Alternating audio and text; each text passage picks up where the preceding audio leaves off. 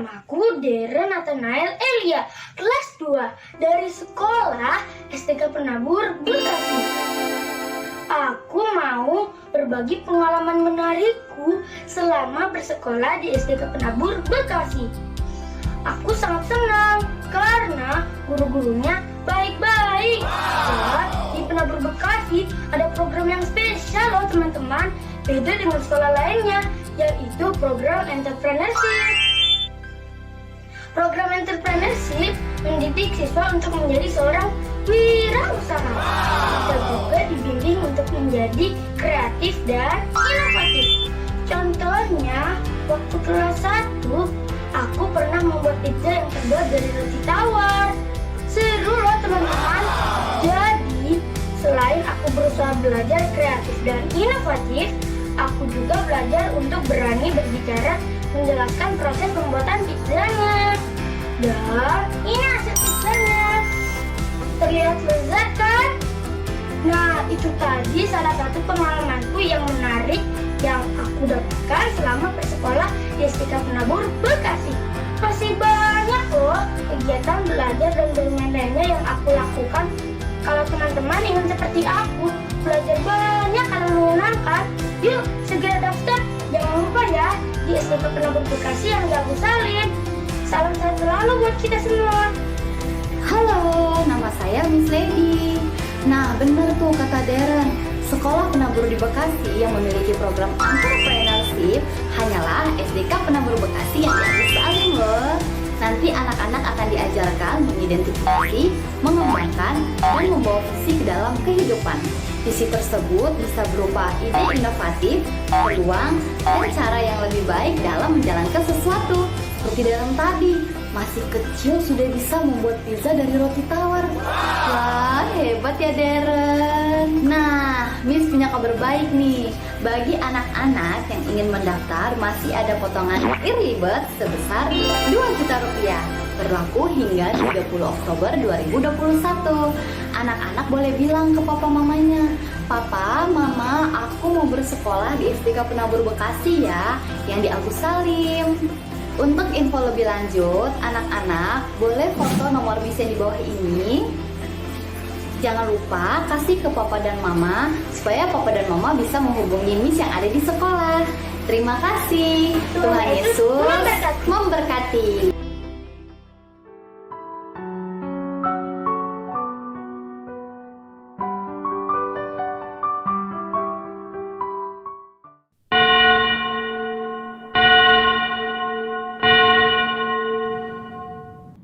Selamat hari Minggu, sahabat terkasih. Sebentar lagi kita akan mengikuti kebaktian online GKI Kayu Putih dengan Premier.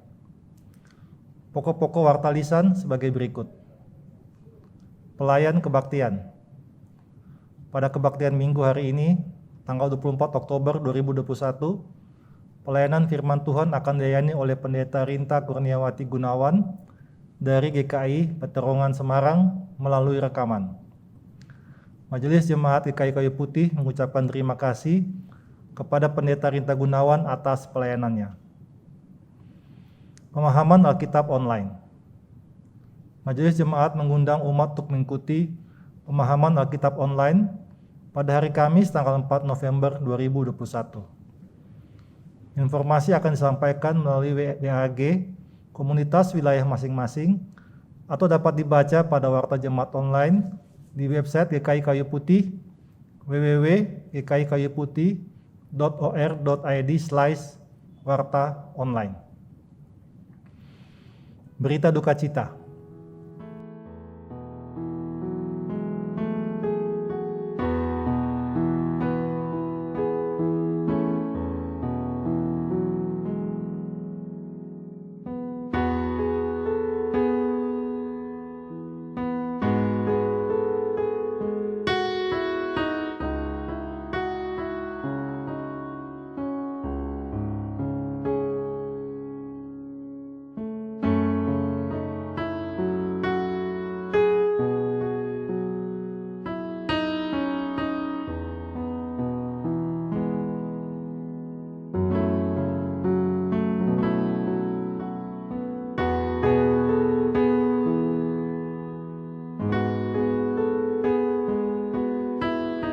kepada keluarga yang berduka, kami mendoakan agar teguh dalam iman dan menerima anugerah penghiburan dalam kasih Tuhan Yesus Kristus.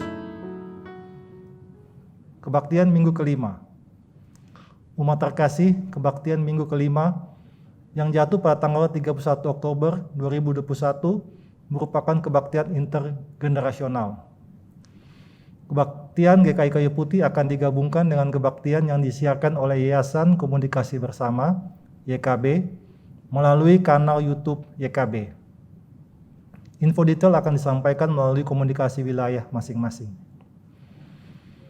Informasi kegiatan GKI Kayu Putih. Umat terkasih, bagi jemaat yang ingin mengetahui kegiatan-kegiatan gereja, dapat membaca pada warta jemaat online di website GKI Kayu Putih atau Instagram resmi @gkikayuputih.official. Bagi jemaat yang memerlukan bantuan pelayanan, dapat menghubungi sekretariat gereja pada jam kerja pada hari Senin sampai dengan hari Minggu pukul 9 sampai dengan 16. Umat yang dikasihi Kristus, marilah kita mempersiapkan hati kita untuk memulai kebaktian hari ini.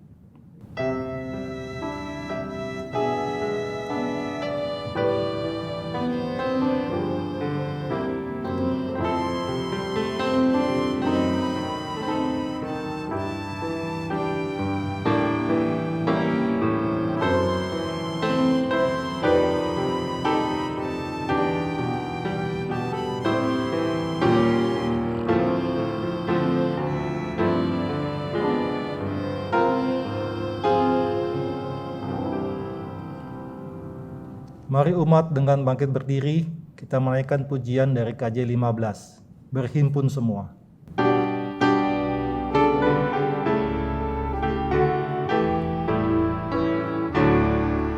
Berhimpun semua menghadap Tuhan, dan pujilah Dia pemurah benar. Berakhirlah segala pergumulan, diganti kedamaian yang besar.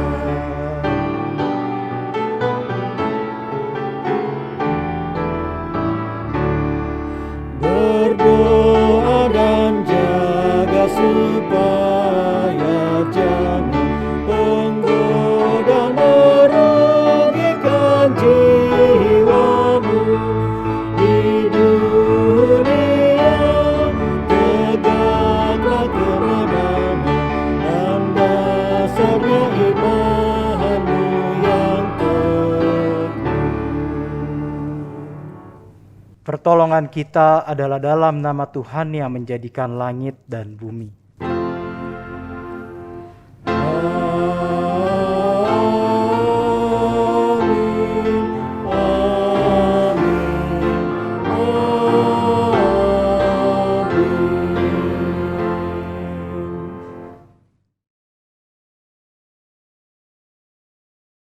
Damai Tuhan beserta saudara.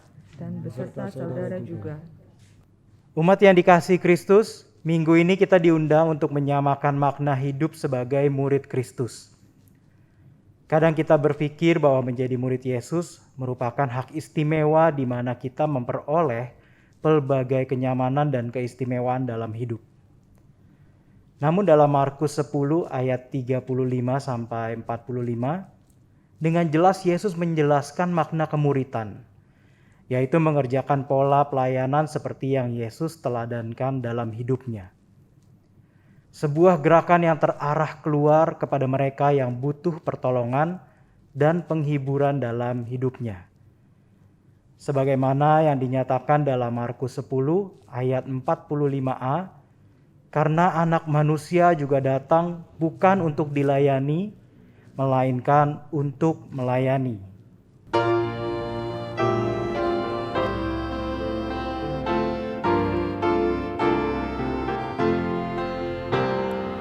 Aku hendak tetap berhati tulus, karena teman mempercayaiku.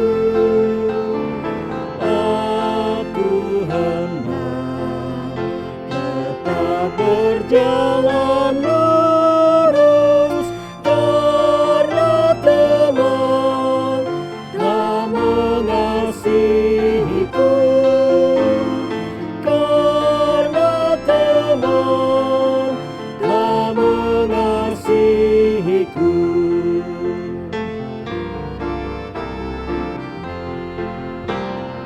Aku hendak tetap menjadi kawan bagi yang hatinya penat sendu, dan kasihku ingin terus ku bagikan, serta imbalan tiada ku perlu, serta imbalan tiada ku perlu.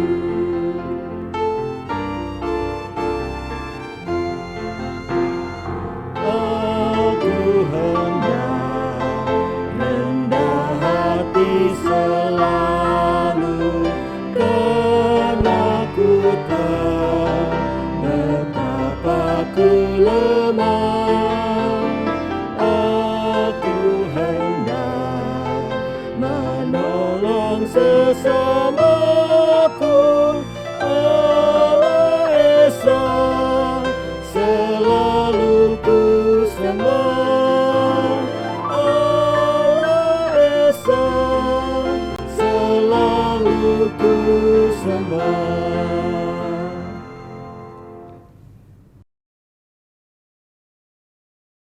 Umat yang dikasihi Kristus, di tengah-tengah kesibukan dan hingar-bingar hidup, terkadang sulit sekali untuk dapat mendengarkan suara-suara orang di sekitar kita yang mungkin sedang membutuhkan pertolongan, termasuk juga mendengar suara Tuhan yang sedang menuntun langkah kita.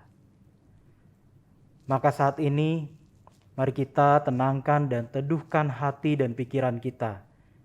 Mari gunakan sejenak kesempatan dalam keheningan pengakuan dosa pribadi saat ini di hadapan Tuhan.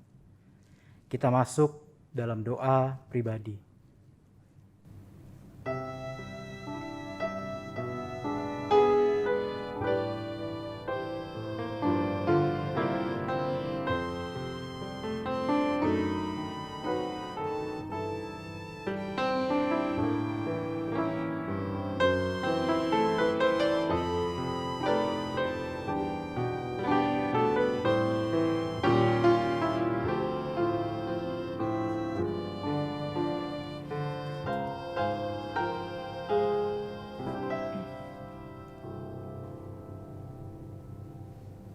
Ya Tuhan, kami mengaku dosa di hadapan-Mu saat ini. Ampuni kami di dalam setiap kelemahan kami, ketidaktaatan kami, dan juga kekurangan dengaran kami akan suara-Mu ya Tuhan. Biarlah dalam pelukan-Mu Tuhan, Engkau yang menerima kami dalam setiap kekurangan kami dan melengkapi kami di dalam kasih-Mu. Dalam nama Tuhan Yesus Juru Selamat kami telah berdoa, inilah doa kami. Amin.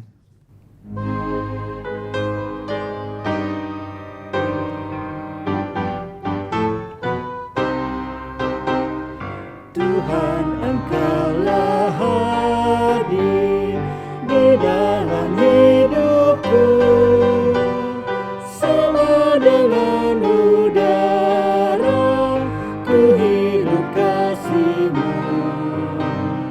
Dalam denyut jantungku kuasa-Mu bekerja, tubuh dan panca indera Kau menggerakkannya.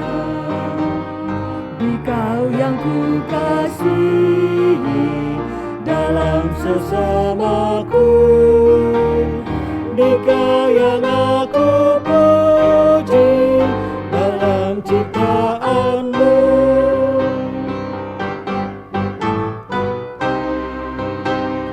Juga di pekerjaan beserta. Juga engkau dengarkan lagu keluh kesah, lagu mesin dan martir, bising dan menderu, lagu peras keringan naik kepadamu. Engkau yang kukasihi dalam sesamaku, Engkau yang aku puji dalam ciptaanmu.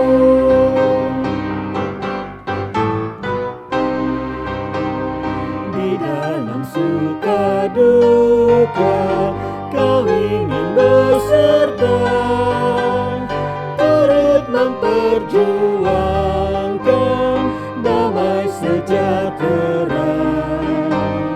Kau datang dalam Kristus, dosa dihapusnya, dalam kerajaanmu kau ubah dunia. Engkau yang kukasihi dalam sesamaku, Engkau yang aku puji dalam ciptaanmu.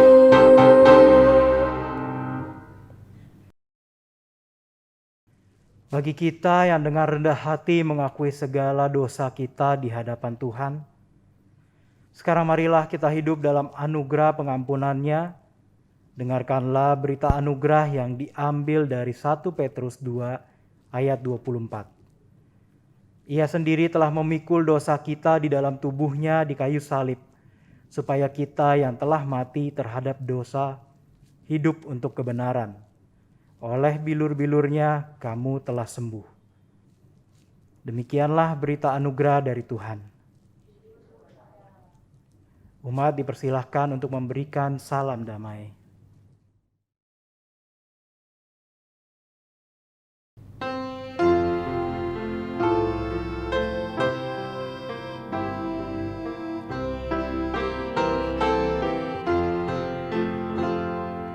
Yesus menginginkan daku bersinar baginya,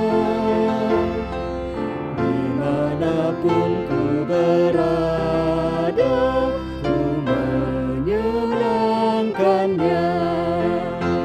Bersinar, bersinar, itulah kehendak Yesus. Bersinar, bersinar, aku bersinar terus.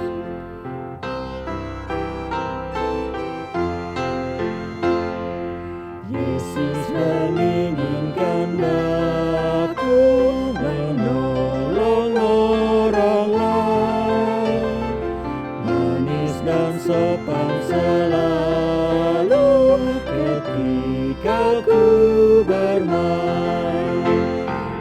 Bersinar, bersinar, itulah kehendak Yesus. Bersinar, bersinar, aku bersinar terus.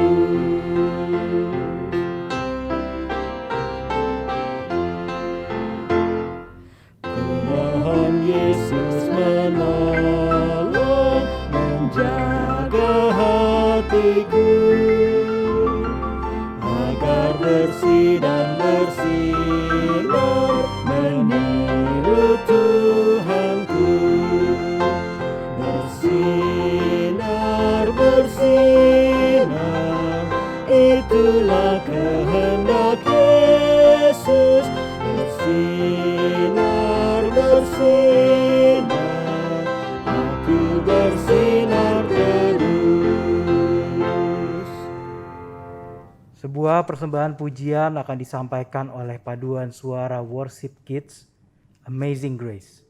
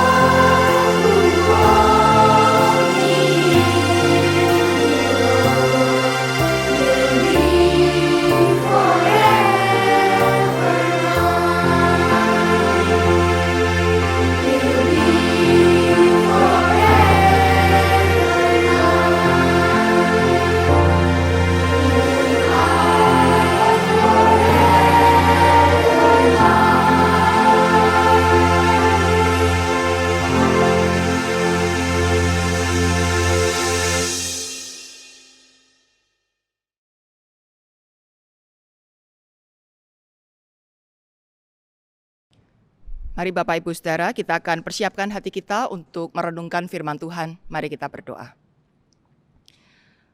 Bapa Surgawi, kami sungguh bersyukur bahwa hari ini kembali kami dapat merenungkan sebagian dari firman Tuhan.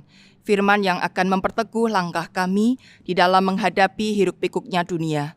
Dengan berbagai godaan dan tantangan yang ada, kami rindu untuk tetap teguh berjalan di jalan Tuhan.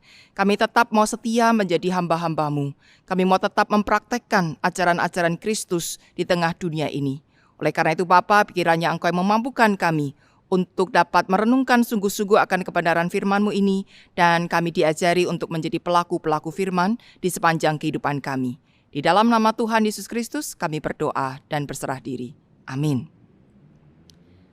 Saudara, bacaan firman Tuhan pada hari ini terambil dari Markus pasal 10 ayat 35 sampai 45. Markus pasal 10 ayat 35 sampai 45, demikian firman Tuhan. Lalu Yakobus dan Yohanes, anak-anak Zebedius, mendekati Yesus dan berkata kepadanya, "Guru, kami harap supaya Engkau kiranya mengabulkan suatu permintaan kami." Jawabnya kepada mereka, "Apa yang kamu kehendaki aku perbuat bagimu?" Lalu kata mereka, "Perkenankanlah kami duduk dalam kemuliaan-Mu kelak, yang seorang lagi di sebelah kananmu dan yang seorang di sebelah kirimu." Tetapi kata Yesus kepada mereka, "Kamu tidak tahu apa yang kamu minta. Dapatkah kamu meminum cawan yang harus kuminum dan dibaptis dengan baptisan yang harus kuterima?" Jawab mereka, "Kami dapat." Yesus berkata kepada mereka, "Memang kamu akan meminum cawan yang harus kuminum dan akan dibaptis dengan baptisan yang harus kuterima. Tetapi hal duduk di sebelah kananku atau di sebelah kiriku, aku tidak berhak memberikannya. Itu akan diberikan kepada orang-orang bagi siapa itu telah disediakan." Mendengar itu, ke-10 murid yang lain menjadi marah kepada Yakobus dan Yohanes. Tetapi Yesus memanggil mereka lalu berkata, "Kamu tahu bahwa mereka yang disebut pemerintah bangsa-bangsa memerintah rakyatnya dengan tangan besi, dan pembesar-pembesarnya menjalankan kuasanya dengan keras atas mereka. Tidaklah demikian di antara kamu. Barang siapa ingin menjadi besar di antara kamu, hendaklah ia menjadi pelayanmu. Dan barang siapa ingin menjadi yang terkemuka di antara kamu, hendaklah ia menjadi hamba untuk semuanya. Karena Anak Manusia juga datang bukan untuk dilayani, melainkan untuk melayani dan untuk memberikan nyawanya menjadi tebusan bagi banyak orang." Amin. Demikianlah pembacaan firman Tuhan, dan berbahagialah setiap orang yang setia mendengar dan memelihara firman Allah itu dalam kehidupannya sehari-hari. Haleluya.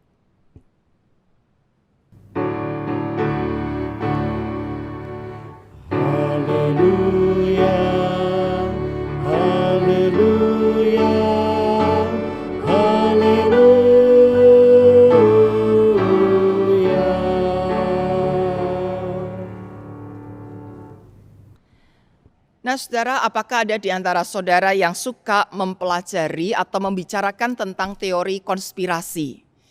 Ya, sebuah teori yang sebetulnya sudah lama sekali, tetapi yang kemudian mencuat lagi, menguat lagi pada saat pandemi COVID-19. Siapa ini yang menghadirkan virus ini?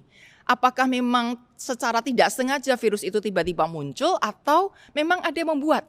Nah, kalau ada yang membuat, ini siapa? Dan tujuannya apa? Gitu ya. Dan hal-hal apa yang ingin dicapai dari menghadirkan virus COVID-19 ini?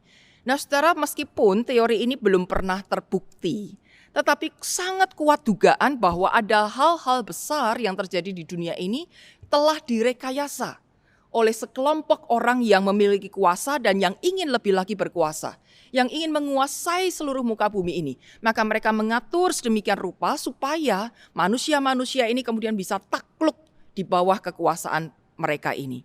Nah, saudara, memang belum ada yang bisa membuktikan ini benar atau tidak. Tetapi dugaan ini terus menguat dari waktu ke waktu. Dan kalau kita cermati, saudara, perubahan-perubahan yang terjadi di dunia ini seringkali juga dikaitkan dengan teori konspirasi ini. Apakah ketika teknologi ini dikembangkan, ketika aplikasi-aplikasi digital ini kemudian makin disebarluaskan, apakah ini juga bertujuan untuk mempersatukan dunia atau untuk memporak-porandakan dunia, untuk memecah manusia, untuk menghancurkan manusia dan seterusnya, saudara. Tidak ada yang tahu. Nanti kita akan lihat di kemudian hari. Nah, saudara, tetapi terlepas ya, kita tidak akan membicarakan apakah teori itu betul atau tidak. Terlepas teori itu benar atau tidak, saudara, tetapi bukankah teori ini menyadarkan memang banyak orang yang suka berkuasa dan suka berkonspirasi untuk mendapatkan kuasa yang lebih besar lagi. Tidak usah jauh-jauh lah kita bicara soal dunia, saudara. Ketika kita bicara lingkup yang paling kecil, yaitu keluarga. Berapa banyak keluarga hancur karena orang-orang di dalamnya sangat suka memperebutkan kuasa. Pembicaranya adalah siapa yang paling berhak di keluarga ini. Siapa yang paling berhak ngatur. Siapa yang perkataannya harus dituruti. Siapa yang paling dihormati dan ditakuti. Ketika orang tua akhirnya meninggal, siapa yang akan mewarisi ini dan itu. Oke lah, bagi semua sama rata, semua anak berhak mendapatkan perusahaan ini. Oke, lalu ketika semuanya mengelola perusahaan ini, lalu siapa yang menjadi direktur utamanya? Tetapkan dalam sebuah kepemilikan, dalam sebuah pekerjaan harus ada leader, nomor satunya itu siapa? Dan semuanya akhirnya berebut untuk menjadi yang paling berkuasa di dalam keluarga tersebut. Dan kalau kita ingat kisah firman Tuhan jauh di masa yang lampau, saudara, Ribka dan Ishak, ya, sepasang suami istri, tetapi yang kemudian memperebutkan kuasa. Ribka yang membela anak bungsunya yaitu Yakub. Maka mereka berkonspirasi. Bagaimana caranya supaya hak dan berkat kesulungan itu tidak jatuh kepada anak sulung yaitu Esau, tetapi kepada Yakub. Dan karena konspirasi itu akhirnya ada korban-korban di dalam keluarga, yaitu Ishak yang tertipu dan juga Esau yang direbut hak-haknya. Saudara-saudara Yusuf yang berkonspirasi bagaimana supaya adik kita yang kecil ini tidak menguasai keluarga kita. Enak aja dia sudah paling kecil tapi dia mendapat tempat paling utama. Ayah kita paling suka kepada dia, mimpi-mimpinya itu menjelek-jelekan kita. Kurang ajar. Anak ini harus disingkirkan. Maka dengan berbagai upaya mereka menyingkirkan Yusuf dan menipu ayahnya si Yakub yang dulunya juga menipu ayahnya yaitu Ishak. Sehingga Yakub akhirnya menghabiskan hidupnya dalam duka yang berlarut-larut karena dilaporkan Yusuf telah meninggal. Bagaimana saudara kalau itu juga terjadi di dalam gereja? Perebutan kuasaan, siapa yang paling berkuasa di dalam gereja ini? Bisa jadi tidak ada apa-apanya saudara, bukan soal uang. Tetapi bagaimana merasakan menjadi orang nomor satu di gereja, yang paling ditakuti dan dituruti maunya. Lebih-lebih kalau di gereja itu banyak juga duitnya. Akhirnya UUD, ujung-ujungnya duit. Ya. Bukan soal bagaimana saya bisa mengatur gereja ini dengan sebaik-baiknya. Tapi bagaimana supaya saya dapat mendapatkan keuntungan sebesar-besarnya dari gereja ini. Wah, lihat duit banyak, persembahan yang segitu banyak, matanya langsung gelap. Matanya langsung hijau berbinar-binar. Gimana caranya? Sebagian besar dari persembahan itu masuk ke kantongku sendiri dan bukan untuk orang yang lain. Nah, Bapak Ibu Saudaraku yang terkasih, keinginan berkuasa ada dalam diri semua orang. termasuk para murid Yesus. Bayangkan saudara, ketika Yesus 3 kali bicara soal penderitaannya, anak manusia akan menderita, diserahkan pada imam dan kepala tua-tua, dan akhirnya akan mati. Tapi apa yang dibicarakan oleh para murid? Apa respon mereka? Bagaimana tanggapan mereka setelah mendengar gurunya itu ngomong sebentar lagi akan menderita dan mati? Dalam pemberitahuan pertama, saudara, setelah Yesus memberitahukan hal penderitaannya yang pertama kali, Petrus segera menarik Yesus dan berkata, "Guru, sekali-kali itu jangan terjadi kepada engkau." Petrus berkamuflase, berpura-pura menjadi pembela Yesus. "Aduh Yesus, aduh guruku, jangan dong kamu seperti itu, kasihan. Engkau itu kan guru besar, masa sih engkau menderita, masa engkau mati?" Apakah ini Petrus dalam rangka mengasihani Yesus? Apakah Petrus sedang berbela rasa dengan Yesus yang masa sih mengalami hal sebegitu beratnya? Sepertinya tidak, saudara. Petrus bukan sedang memikirkan Yesus, tapi Petrus sedang memikirkan dirinya sendiri. Maka Yesus bilang kan, "Enyahlah iblis, karena engkau bukan memikirkan apa yang berasal dari Allah, tapi yang berasal dari dunia." Petrus sedang mengasihani dirinya sendiri. Petrus sedang memikirkan, kalau guruku celaka, lalu gimana aku? Kalau guruku yang aku idam-idamkan sebagai pemimpin hebat kemudian mati, sia-sia, apa jadinya aku? Tidak jadi pemimpin toh, tidak jadi anak buahnya pemimpin besar kan. Wah, sia-sia ikut Yesus. Pemberitahuan yang kedua, saudara, Yesus sekali lagi mengatakan anak manusia akan menderita dan mati. Kali ini bukan Petrus saja, tapi semua muridnya mempertengkarkan di belakang Yesus. Siapa yang paling besar? Mereka masih malu-malu berbicara itu karena bicaranya di belakang Yesus. Ketika Yesus tanya, "Apa yang tadi kalian bicarakan di jalan?" Mereka diam semua. Tidak ada yang berani mengutarakan. Tapi Yesus tahu di belakang itu mereka sedang mempergunjingkan siapa yang paling besar di antara para murid. Dan bacaan kita hari ini, saudara, pemberitahuan yang ketiga. Kali ini mereka tidak lagi sembunyi-sembunyi. Kali ini tidak lagi berpura-pura. Tetapi dengan terang-terangan langsung ngomong di depan Yesus. Yohanes dan Yakobus bertanya, "Guru, perkenankan kami untuk meminta engkau mengabulkan permintaan kami." Oh saudara, sudah tidak pakai malu-malu. "Guru, apakah engkau mau mengabulkan?" Tidak. Mereka berkata, "Guru, kami harap engkau mengabulkan suatu permintaan kami." Nadanya sudah perintah, saudara. Nah, apa yang diminta? "Perkenankan kami duduk dalam kemuliaan-Mu kelak, yang seorang sebelah kanan, yang seorang sebelah kiri." Hebat ya. Gurunya lagi ngomong, sebentar lagi itu loh, aku itu mati. Jalani penderitaan demi kalian semua. Tapi para murid sibuk memikirkan dirinya sendiri. Kalau memang Yesus itu Mesias, kalau memang Yesus itu Raja, dan nantinya ada dalam kemuliaan Sang Raja, kami para murid harusnya jadi orang nomor 1 dan nomor 2. Kalaupun muridnya 12, sudahlah daripada ribut-ribut, kami ini aja yang anak kembar ini loh ya, Yohanes dan Yakobus kan pas ya, mewakili para murid duduk kanan dan kiri Yesus. Dan kemudian para murid yang lainnya setelah mendengar itu, mereka pun memarahi Yohanes dan Yakobus. Apakah karena mereka membela Yesus? Sekali lagi tidak. Karena mereka juga menginginkan tempat itu. Kok enak kami tadi yang lain masih ngobrol di belakang, sembunyi-sembunyi. Lah kok sekarang Yakobus dan Yohanes sudah terang-terangan minta di depan. Lah kami juga mau. Bapak Ibu saudara yang terkasih, Yesus bicara penderitaan. Tapi alih-alih para murid memperhatikan, berbela rasa, bertanya, menggali lebih dalam apa yang dimaksud dengan penderitaan itu, para murid justru sibuk bicara soal kuasa. Artinya, para pengikut Kristus yang tidak sungguh-sungguh hidup di dalam Kristus, mereka justru mempergunakan Kristus, memanfaatkan Kristus untuk kepentingan dirinya sendiri meraih dunia ini. Bukankah ini mengerikan?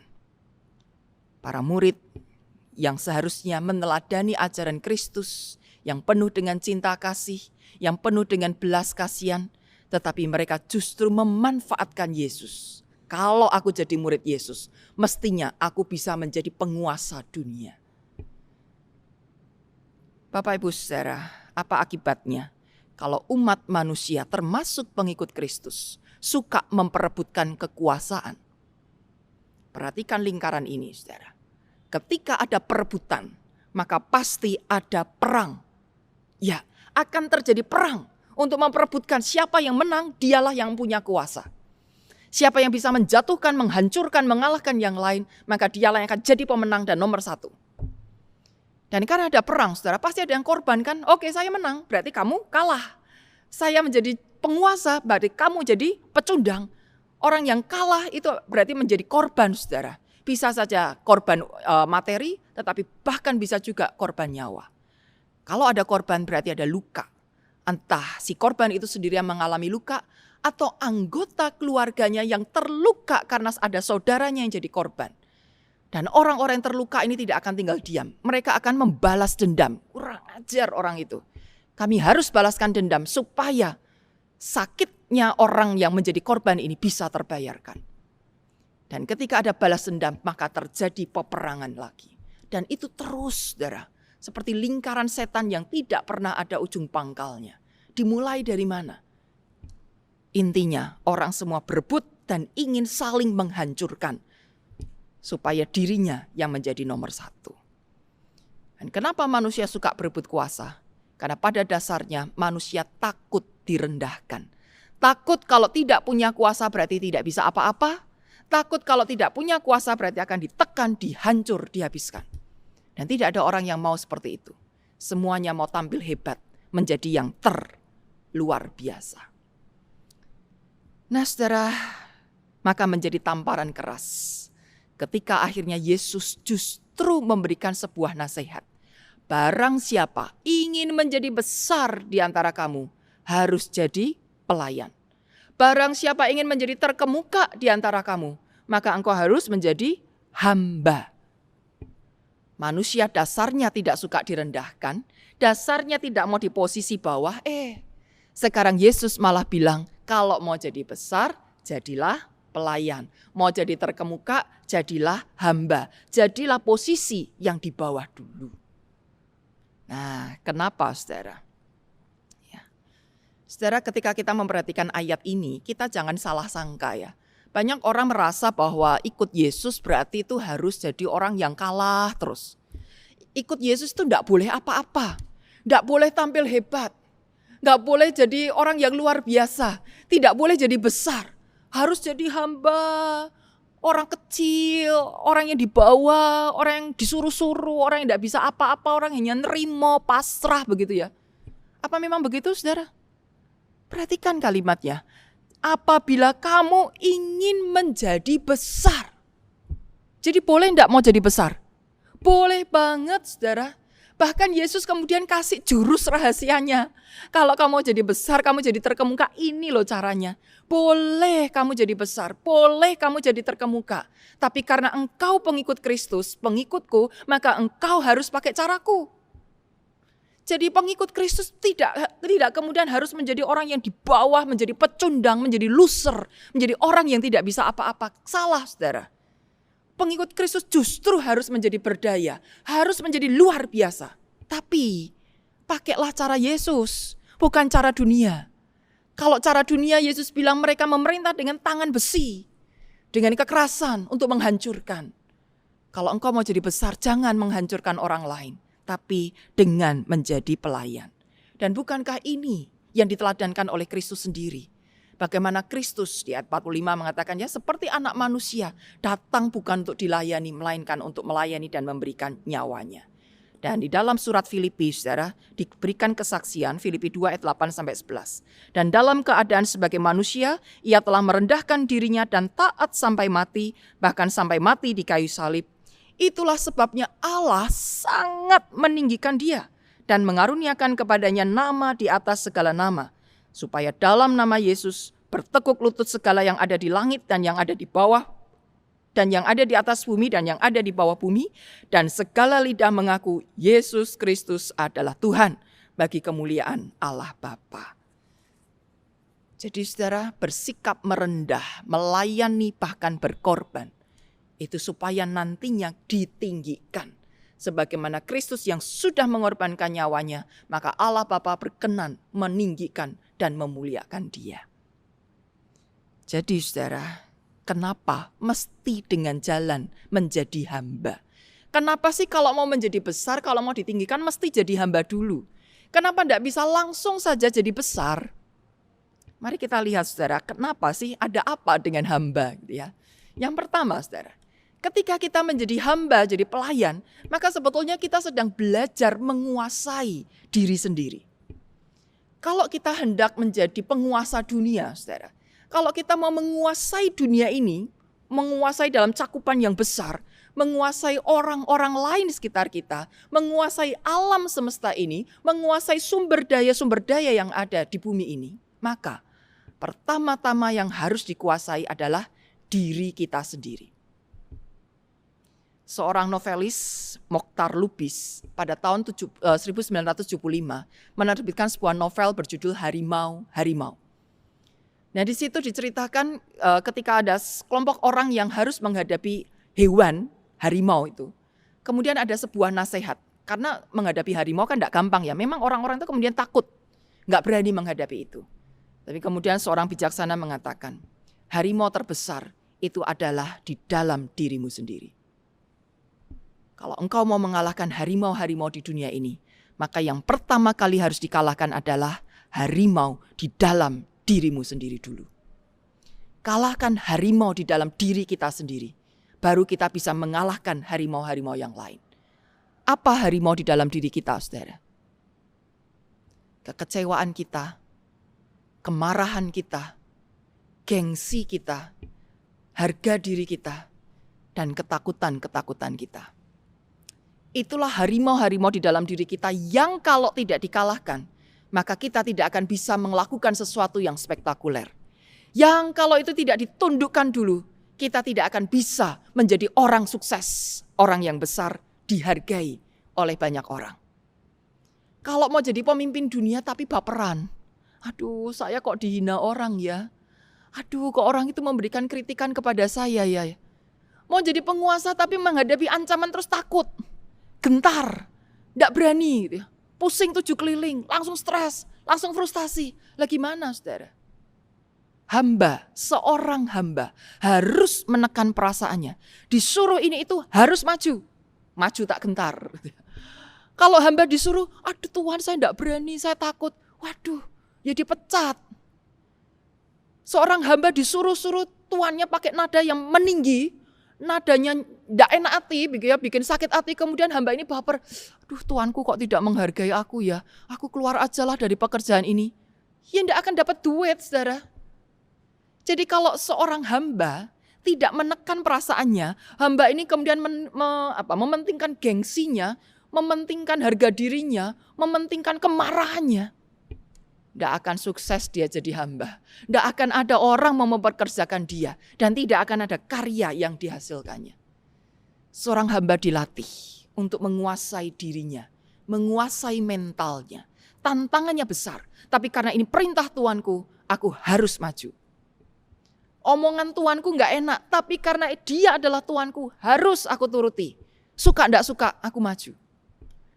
Dengan itu saudara, bukan meniadakan perasaan. Tetapi bisa mengontrol, tidak mudah terbawa emosi, tidak mudah terpancing. Seorang pemimpin besar harus bisa menguasai dirinya. Kalau sedikit-sedikit terpancing emosi karena ada orang ngomong begini, orang ngomong begitu, orang menghasut ini, orang bisikin begitu, orang membujuki untuk melakukan ini dan itu. Dia sendiri tidak punya ketetapan diri, dia sendiri tidak punya ketegasan. Maka dia tidak akan bisa menjadi pemimpin. Dia justru akan terus dikendalikan. Mungkin posisinya pemimpin. Mungkin dia punya kesempatan untuk meraih jabatan pemimpin. Tapi sebetulnya dia sedang diatur oleh pemimpin-pemimpin yang lain. Karena telinganya selalu mendengarkan sana dan sini dan mudah terpengaruh. Hatinya, emosinya terpengaruh sana dan situ. Mudah hancur. Dan akhirnya dia tidak melakukan apa yang semestinya, tetapi melakukan apa yang diperintahkan, yang dibisikkan, yang diaturkan oleh orang lain. Kalau Anda mau jadi besar, bersiaplah jadi hamba yang bisa menguasai diri sendiri. Yang kedua, saudara, Hamba itu belajar mengenal medan.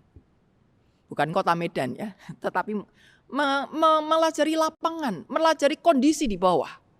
Coba saudara, mana yang bisa lebih sukses? Kesuksesannya sejati, kesuksesannya lebih panjang, lebih tahan lama.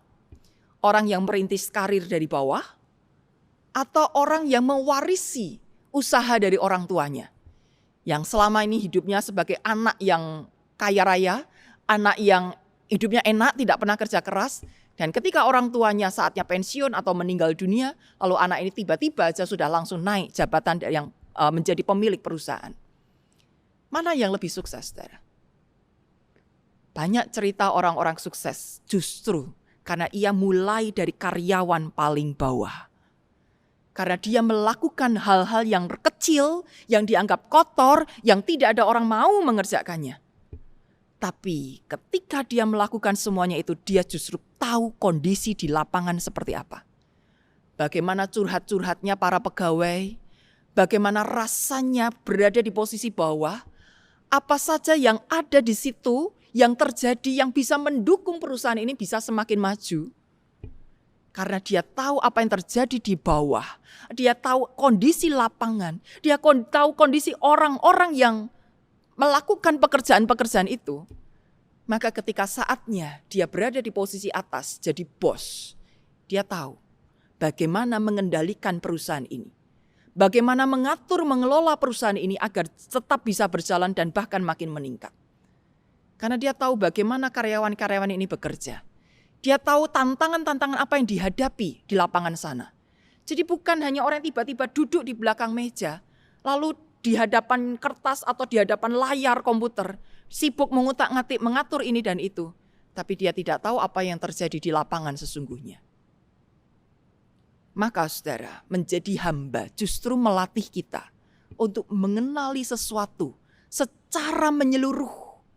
Bukan hanya melihat dari atas, tetapi kita mengerti melihat dari bawah, terus beranjak naik, sampai waktunya nanti kita menduduki posisi pemimpin, penguasa, kita sudah siap untuk berkarya. Maka yang ketiga, saudara, menjadi hamba berarti belajar memberi yang terbaik. Kalau kita ingat, saudara, perintah awal ketika Tuhan menciptakan manusia ya, setelah Allah menciptakan manusia, maka Allah memerintahkan apa? Berkuasalah atas burung-burung di udara, ikan-ikan di laut, atas hewan-hewan di darat. Berkuasalah atas alam semesta ini. Saudara, dari sejak awal Allah menciptakan manusia, Allah itu sudah ingin menjadikan manusia itu penguasa. Jadi pembesar. Sekali lagi ya, ikut Tuhan bukan untuk jadi pecundang. Tapi untuk jadi besar. Tetapi berkuasa itu bukan dengan menghancurkan. Bukan dengan memusnahkan, saudara. Tetapi berkuasa dalam arti untuk mengelola dan menyejahterakan. Maka di dalam Kejadian pasal 2 ayat 15 Tuhan memberi perintah, kelola, peliharalah taman ini. Dan ini bukan sekedar bicara soal lingkungan hidup, saudara, yang hari-hari ini juga lagi getol disuarakan ya, bagaimana kita memelihara kelestarian bumi ini. Ya, itu perlu. Tapi lebih lagi besar daripada itu, saudara, kita juga bicara soal umat manusia.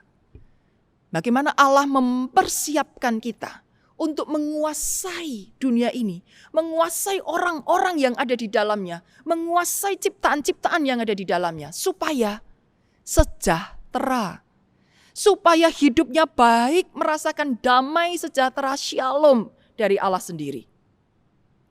Maka ketika kita berada di posisi hamba, kita terbiasa untuk melakukan hal-hal baik itu, saudara. Bukankah tugas seorang hamba adalah melakukan yang terbaik bagi tuannya?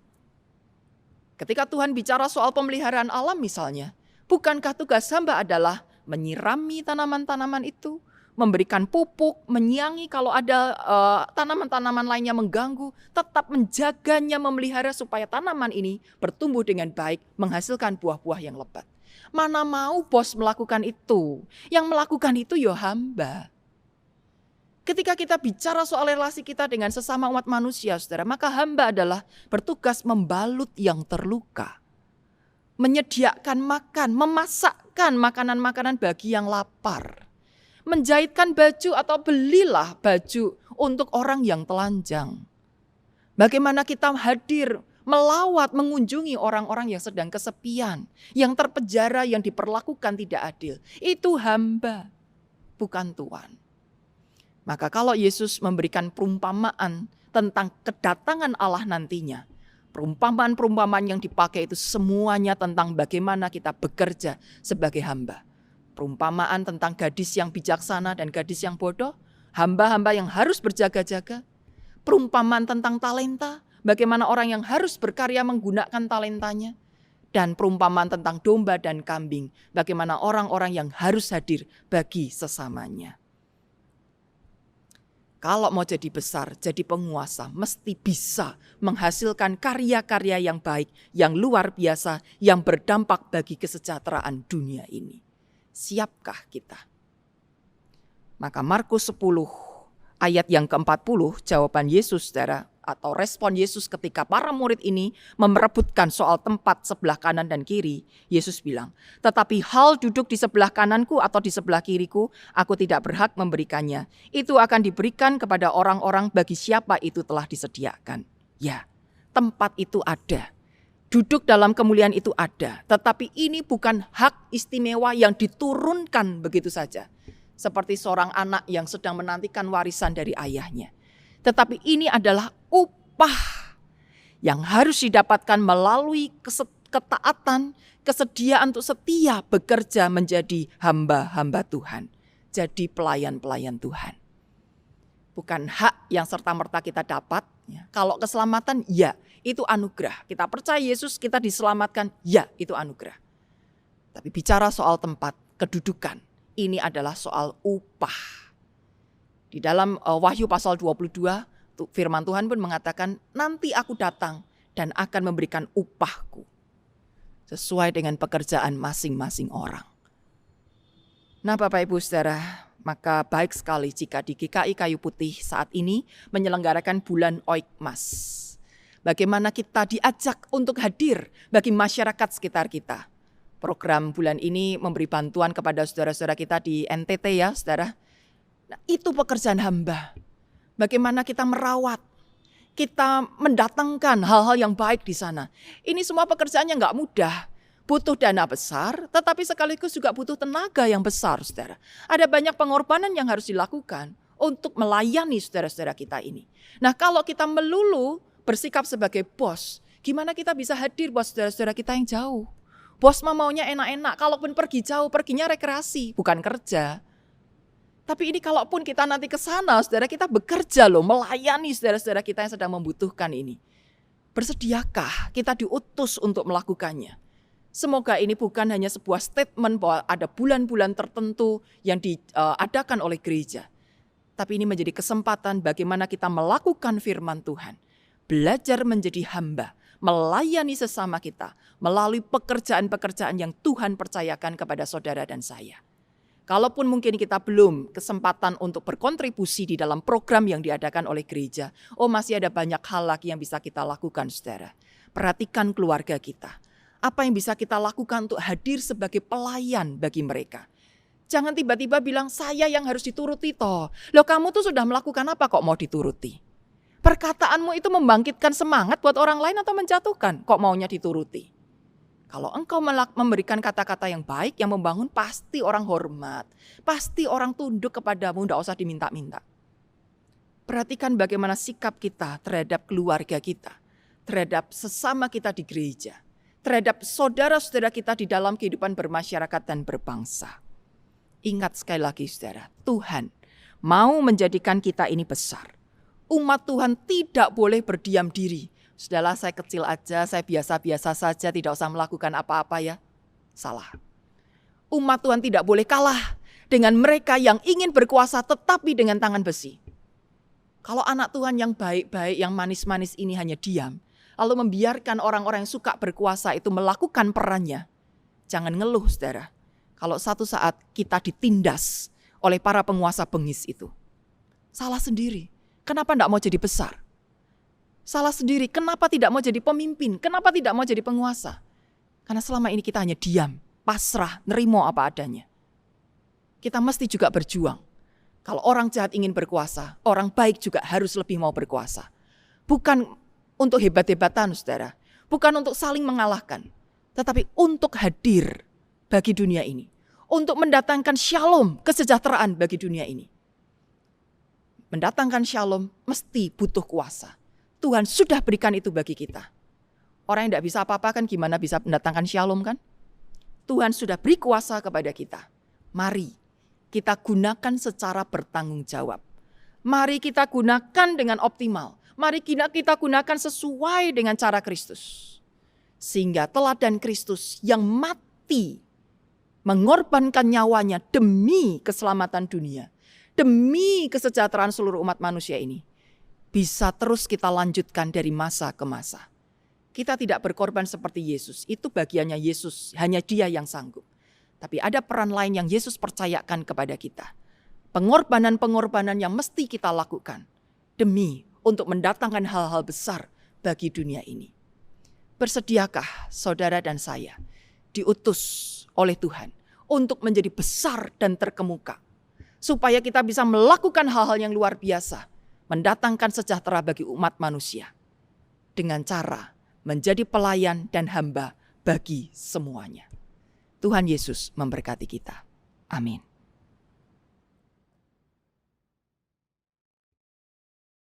Sebuah persembahan pujian akan disampaikan oleh paduan suara SD Impres 82 Waru Papua.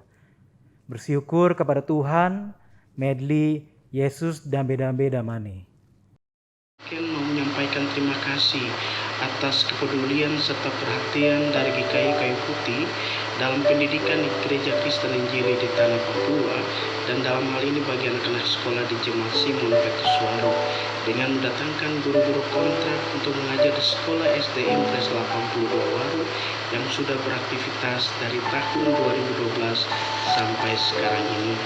Badan Puja Klasik GKI Berbahagia memberikan apresiasi juga untuk guru-guru kontrak GKI Kayu Putih yang bertugas pada Jemaat Simon Petrus Waru di SD Impres 82 Waru dalam hal kesetiaan mereka untuk mendidik anak sekolah, serta kesabaran guru-guru kontrak untuk tetap setia di tempat tugas sekalipun jauh dari keramaian dan Jemaat Simon Petrus Waru berada di tengah-tengah hutan. Untuk kita semua, saya Novit Laris, guru dari SD Impres 82 Waru, mengucapkan banyak terima kasih kepada GKI Kayu Putih Jakarta karena sudah mengangkat kami sebagai guru kontrak di desa Waru. Banyak suka duka yang kami alami selama kami mengajar di Waru, tinggal jauh dari keluarga, tinggal di tengah-tengah hutan, dan ketika kami dari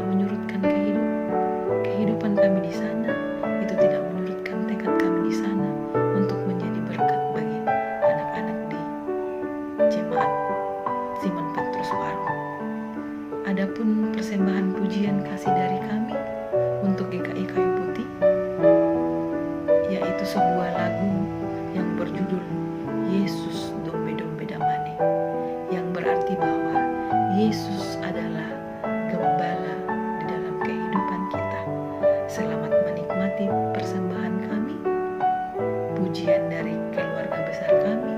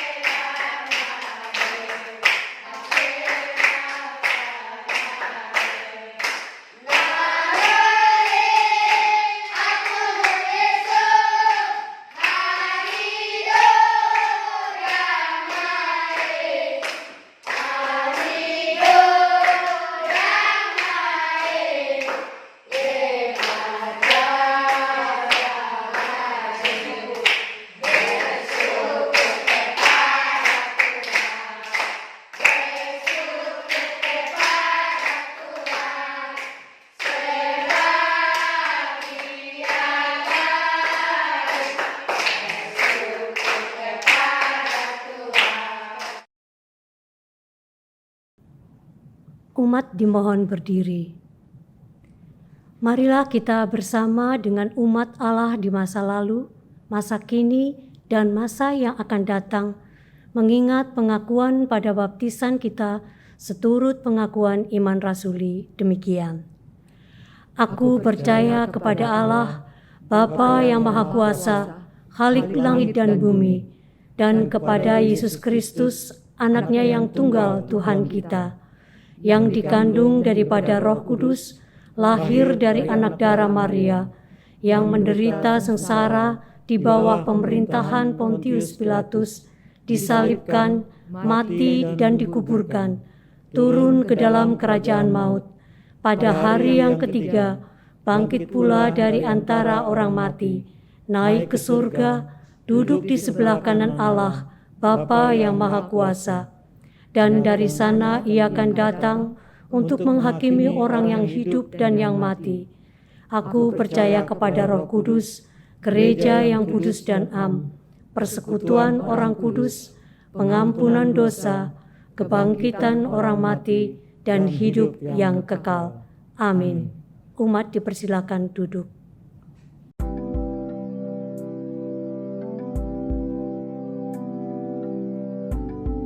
Sahabat yang dikasihi Tuhan Yesus Kristus, pada minggu kedua bulan Oikmas ini, GKI Kayu Putih akan mendukung pelayanan pasca bencana di NTT, berkolaborasi dengan tim GKI BPMSW GKI Sinmil Jabar.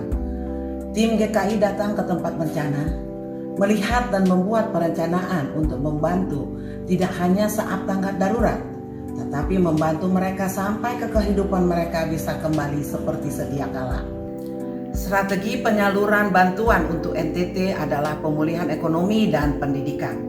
Pemulihan ekonomi, perbaikan tambak dan pembelian bibit ikan atau nener, membantu nelayan dengan pembelian kapal bagi nelayan yang kapalnya hilang, dan memperbaiki kapal nelayan yang rusak, membantu membelikan bibit jagung untuk perkebunan, perbaikan rumah dengan membangun kembali rumah yang rusak atau hanyut, perbaikan sekolah, membantu sarana dan prasarana yang diperlukan. Pelayanan pasca bencana NTT yang akan kita lakukan adalah pengadaan perlengkapan sekolah SDN Tuetanu dan SMPN Bikun sebesar Rp60.500.000, pelayanan gizi buruk anak di Kecamatan Haumehara, Pulau Sabu sebesar Rp50 juta, pembangunan jaringan air bersih di Ohani, Desa Taufanu, Kecamatan Kualeng sebesar Rp47.500.000. Total dana yang dibutuhkan sebesar Rp158 juta. Bagi sahabat yang tergerak hatinya untuk menjadi saluran berkat Tuhan bagi pelayanan pasca bencana di NTT, dapat memberikan dukungan dana melalui BCA Virtual Account nomor 527 6112 atas nama GKI Kayu Putih bulan Oikmas. Dukungan dana dapat dilakukan pada hari ini dan pada hari selanjutnya selama bulan Oikmas. Terima kasih atas dukungan para sahabat sampai saat ini dan kiranya dapat terus mendukung pelayanan bersama. To God be the glory.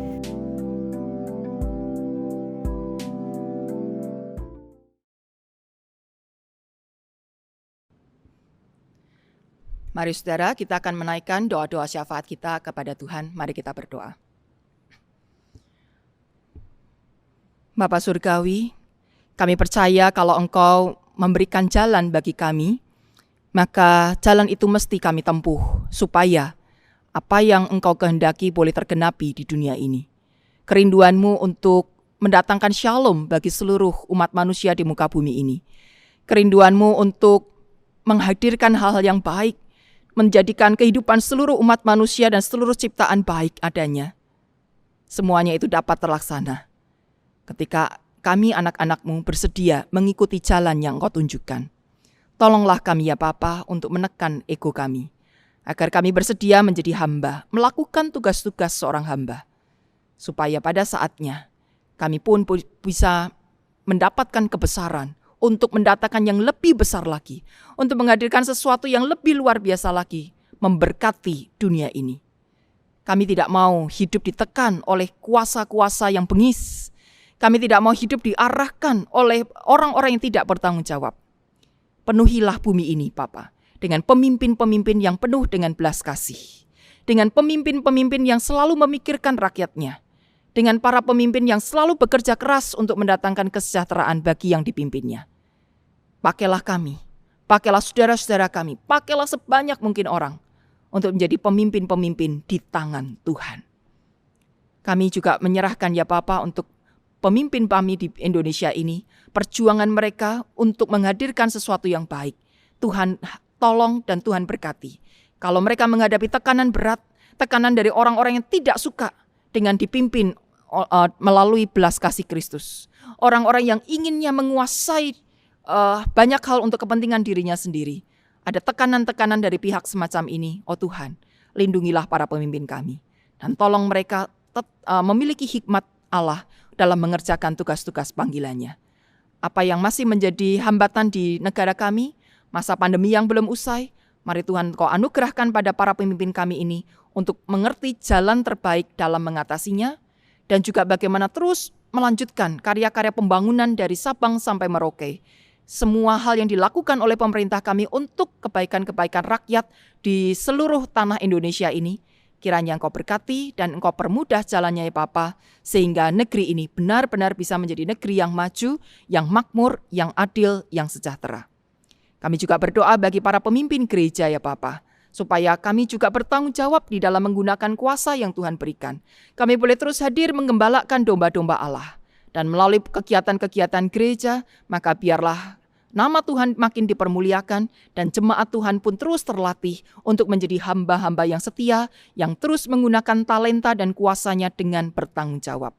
Engkau berkati ya Bapa GKI Kayu Putih yang pada bulan ini menyelenggarakan bulan Oikmas.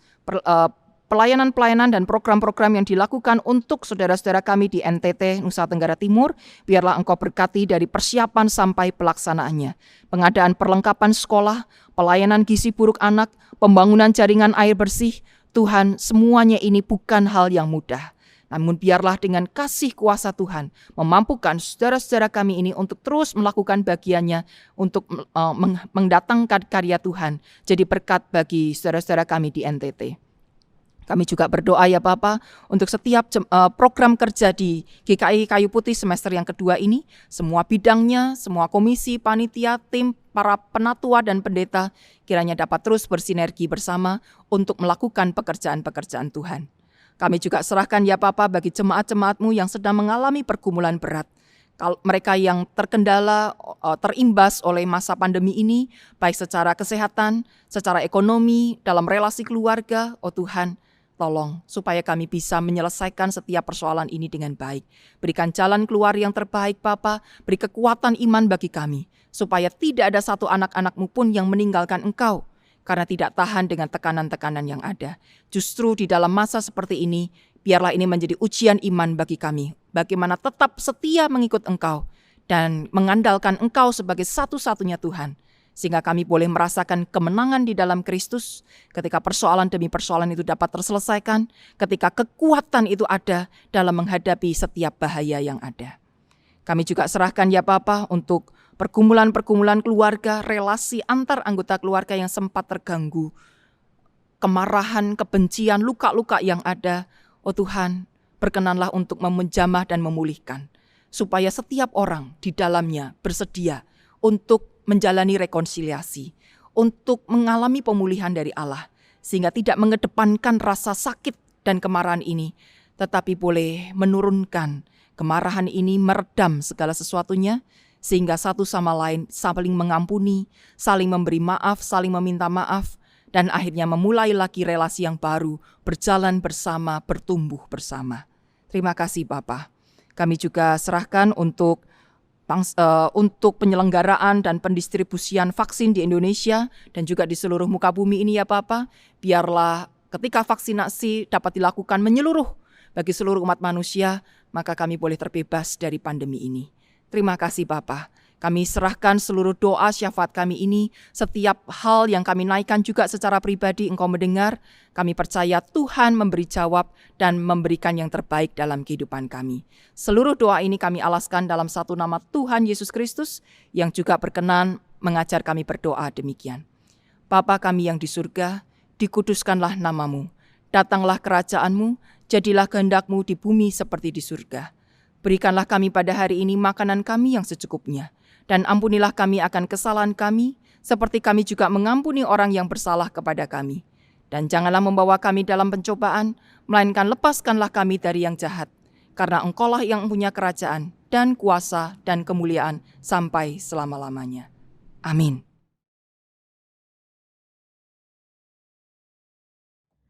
Umat yang dikasihi Kristus, saat ini mari mensyukuri kasih setia Tuhan dalam hidup kita.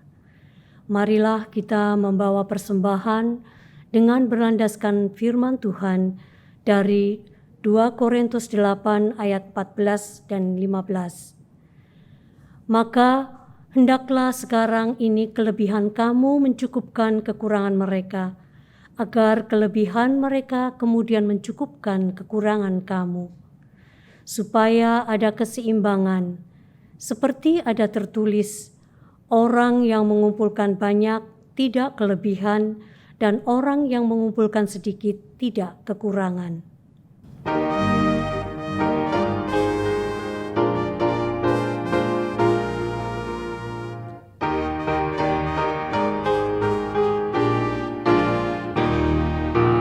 Bila topan keras melanda hidupmu, bila putus asa dan letih lesu, berkat Tuhan satu-satu hitunglah, kau niscaya kagum oleh kasih-Nya. Berkat Tuhan mari hitunglah, kau akan kagum oleh kasih-Nya. Berkat Tuhan mari hitunglah, kau niscaya kagum oleh kasih-Nya.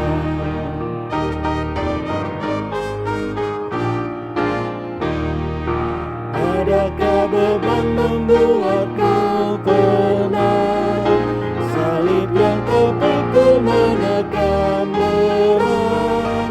Hitunglah berkatnya pasti kau lega, dan bernyanyi terus penuh bahagia. Berkat Tuhan mari hitunglah, kau kan kagum oleh kasih-Nya. Berkat Tuhan mari hitunglah, kau niscaya kagum oleh kasih-Nya.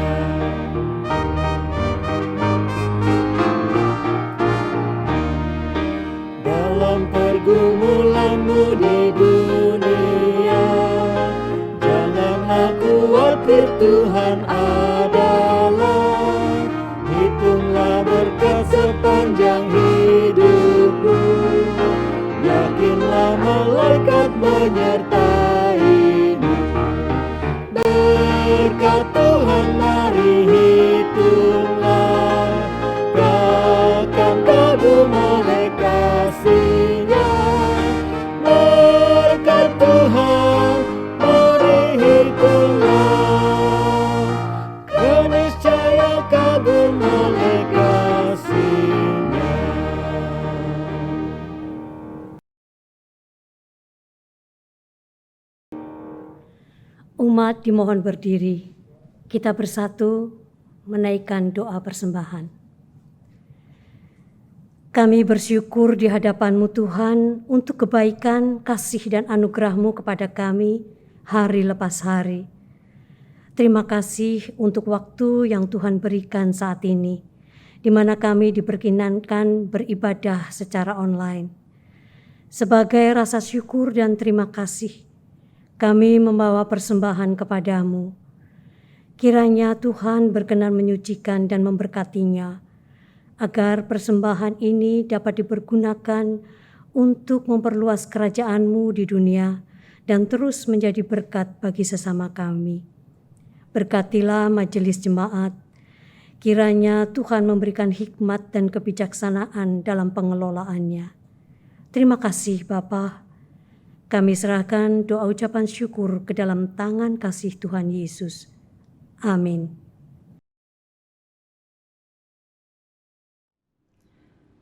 Saudaraku yang terkasih dalam Tuhan Yesus Kristus, mari bersama kita mengikuti gerakan dari Tuhan kita Yesus Kristus yang diteladankan kepada para murid-Nya. Mari dengan berbela rasa dan melayani penuh keramahan, penuh belas kasih, kita hadir untuk memberikan pertolongan dan penghiburan bagi umat manusia yang menghadapi realita kehidupan ini.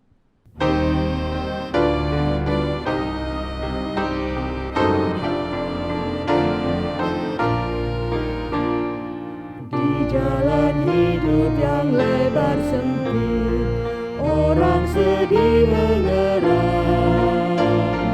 Tolong mereka yang dalam gelap, bawalah sinar terang.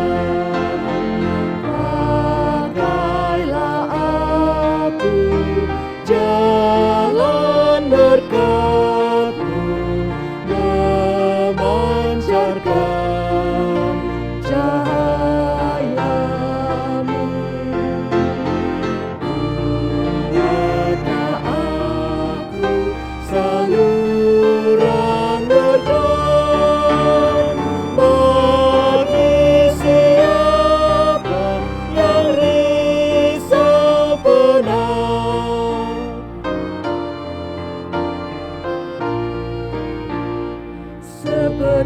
Tuhan memberi padamu dan mengasihi dikau. Beri bantuan-Mu di mana perlu, Yesus mengutus Engkau. Pakailah aku jalan berkat-Mu, memancarkan cahaya-Mu.